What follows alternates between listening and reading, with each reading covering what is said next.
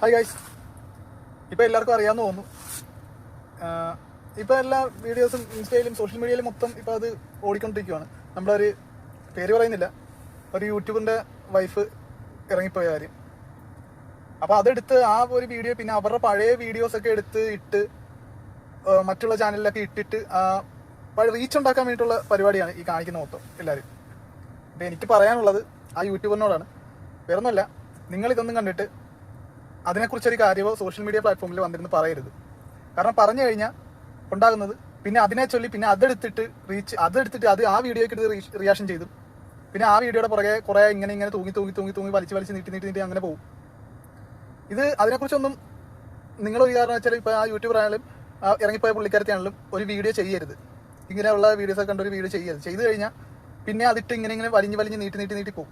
Social media എന്ന് പറയുമ്പോഴത്തേക്കും കുറച്ചാൾ അനക്കമൊന്നും ഇല്ലാത്തപ്പോഴത്തേക്കും അത് വിട്ട് പിന്നെ ബാക്കിയുള്ള എന്താണ് ഇനി അടുത്ത ഒരു ഇപ്പോൾ വേറെ എന്തെങ്കിലും ഒരു കാര്യം വന്നു കഴിഞ്ഞാൽ അതിൻ്റെ പുറകെ അങ്ങനെ തൂങ്ങിക്കോളും. അപ്പോൾ നമ്മൾ ഇതിനെ തിരിച്ച് റിയാക്ഷൻ ചെയ്യാൻ നേരത്താണ് ഇവർ പിന്നെയും എടുത്തിട്ട് കാണിക്കുന്നത്. അപ്പോൾ ഇങ്ങനെയൊക്കെ ചെയ്യാൻ നേരത്ത് പുള്ളിയുടെ മാനസികാവസ്ഥയോടെ എല്ലാവരും ഒന്ന് മനസ്സിലാക്കണം. പുള്ളിയുടെ പഴയ വീഡിയോസ് പുള്ളിയുടെ വൈഫുമായിട്ടുള്ള പഴയ വീഡിയോസൊക്കെ എടുത്തിട്ട് ഒരുമാതിരി അവരുടെ ഹണിമൂൺ പോയതും കല്യാണ വീഡിയോസും അതും ഇതുമൊക്കെ പൊക്കി എടുത്തിടുക. അപ്പോൾ പുള്ളിയുടെ മാനസികാവസ്ഥയോടെ എല്ലാവരും മനസ്സിലാക്കണം. അപ്പോൾ ഇങ്ങനെയുള്ള വീഡിയോസ് ഒന്നും കഴിവതും ഇടാതിരിക്കുക ആരും. ഓക്കെ, പറയാൻ കാര്യം എന്ന് പറയുമ്പോൾ ഞാനിത് ഈ ഒരു വീഡിയോ ചെയ്തതെന്ന് പറയുമ്പോൾ ഞാൻ പുള്ളിയുടെ ഒരു സബ്സ്ക്രൈബറാണ്. പുള്ളിയുടെ വീഡിയോസൊക്കെ കാണാറുണ്ട്. അതുകൊണ്ടാണ് നമ്മളിങ്ങനെ എടുത്തിട്ട് പുള്ളിയുടെ മാനസികാവസ്ഥയോടെ നോക്കണമല്ലോ നമ്മളും ചെയ്തതാണ്. അപ്പോൾ ഓക്കെ.